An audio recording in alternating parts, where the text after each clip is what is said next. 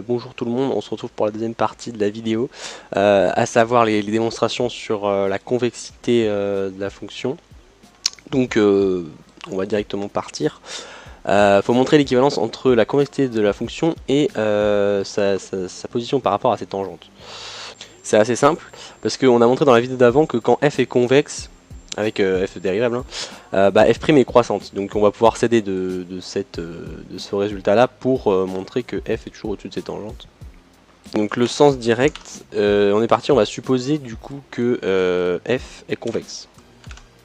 Et donc pour étudier sa position par rapport à cette tangente, on va juste poser une fonction qui va être égale à la différence entre la fonction et sa tangente. Alors évidemment, pour prendre une tangente, il faut prendre un point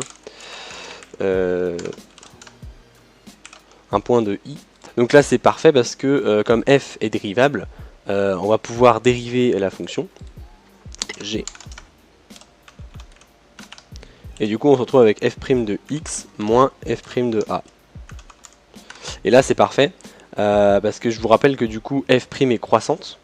Donc quand on dessine f', on a forcément un truc qui augmente. Donc si x est avant a, f' est plus petit, f' de x plus petit que f' de a, et s'il est après, il est plus grand.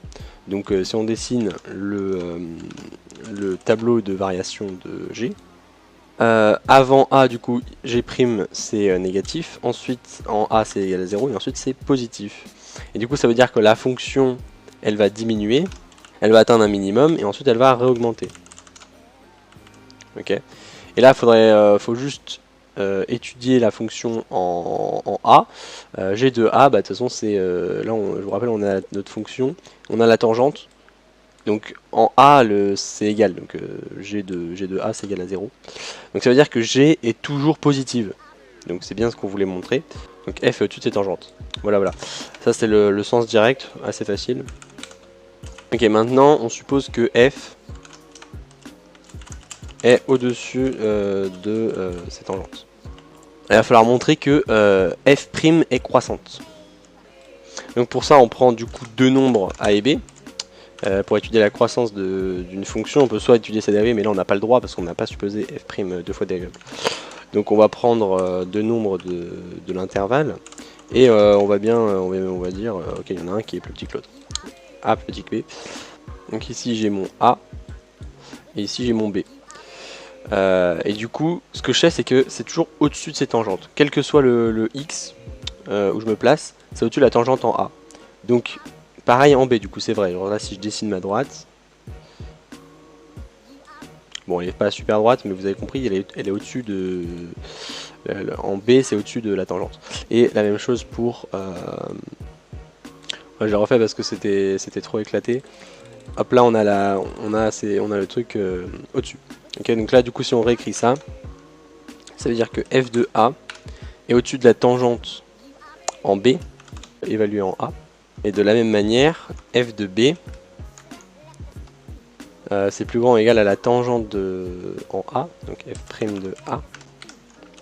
Et du coup on se retrouve avec deux inégalités, donc on peut essayer de les combiner. Et pour ça c'est assez simple. Je sais pas, par exemple on passe le f de b de l'autre côté. Et ici on passe le f de a de l'autre côté. Ok. Là on a f de a moins f de b. Je voudrais f de b moins f de a, donc je vais multiplier par moins 1 des deux côtés.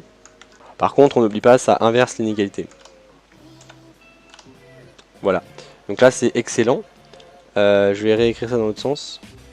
Voilà. Donc j'ai ça qui est plus petit que f de b moins f de a, qui est lui-même plus petit que ça. Donc par relation, par transitivité. Et ensuite là comme b moins a c'est plus grand que 0, parce que a plus petit que b, je peux simplifier des deux côtés. Et du coup je me retrouve bien avec f' de a plus petit que f' de b. Donc c'est excellent. F' est croissante.